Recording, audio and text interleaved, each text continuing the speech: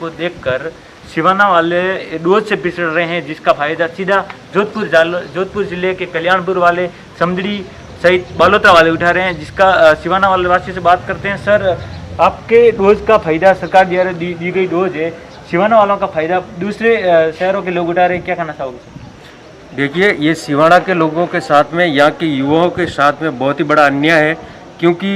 यहाँ के जो स्थानीय जो लोग हैं उनको इसका फ़ायदा नहीं मिल रहा है। कारण ये है कि कुछ मेरा कहना ये है कि कुछ एक्सपर्ट जो लोग हैं आईटी के, वो इस साइट को हैंग कर लेते हैं, क्योंकि पिछले 3 दिन से मैं खुद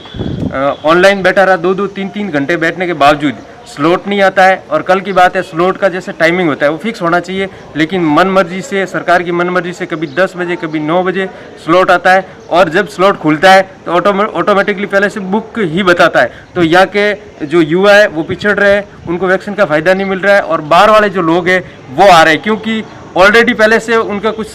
मेरे हिसाब से कुछ सेटिंग है, जो स्लॉट पहले उनके पास आ जाता है, बाकी वालों के पास में नहीं आता है, और ऑटोमेटिकली बुक हो जाता है। तो सरकार से मेरा ये निवेदन है कि जो बाहर के जो लोग हैं